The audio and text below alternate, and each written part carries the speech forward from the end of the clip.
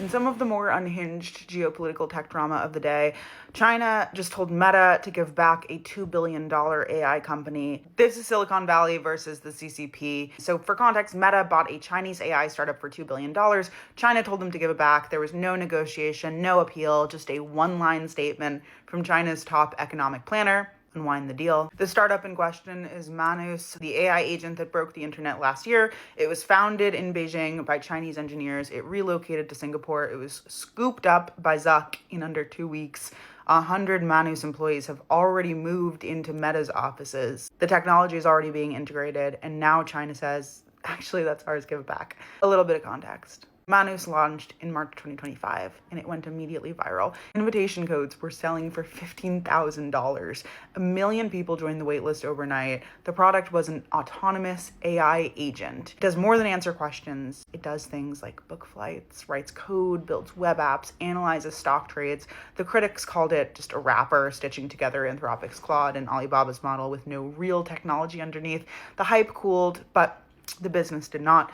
It stayed hot, $125 million in annual revenue, 2 million users on the wait list. And as we know, Mark Zuckerberg likes new shiny things. He wanted in. The founders had incorporated in Beijing back in 2022 as Butterfly Effect. Cool name. Mid-2025, they moved the company to Singapore so that they could use Western AI models and raise international capital. Chinese social media was furious. One post on Weibo that went viral said that Manus abandoned its home country after leveraging cheap and quality Chinese engineers. A betrayal. Beijing reviewed the move at the time and said that it was fine. No core technology was under export controls. Capabilities could all be replicated. Nothing to see here. Or so we thought. And then in December, Meta bought them for $2 billion. The deal closed in under 2 weeks from first contact. It was basically just one DocuSign and done. Meta planned to fold Manus's agent technology directly into Meta AI. The CEO would report to Meta's COO. 100 engineers started moving into Meta's offices. It looked like the rare cross-border AI deal that actually worked. We spoke too soon. China's Ministry of Commerce started a review in January. Then Xi Jinping's National Security Commission stepped in, called the deal, quote, conspiratorial, whatever that is in Chinese, an attempt to hollow out China's technology base. The officials who had originally cleared the Singapore relocation came under pressure to correct their earlier judgment.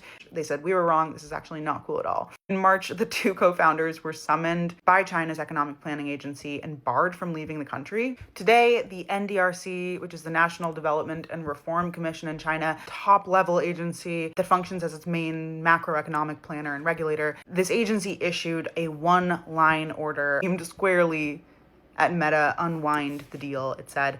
The US has spent years blocking chip exports to China, restricting model access, treating compute as a strategic weapon, and now China's doing the same thing in reverse, restricting American access to AI talent and technology that was developed on Chinese soil, even when that talent had already left the country willingly. So the US won't let its chips out and China won't let its engineers out. Both sides are now treating AI like enriched uranium. So Meta paid $2 billion for an AI company that is half moved in and half caught in China.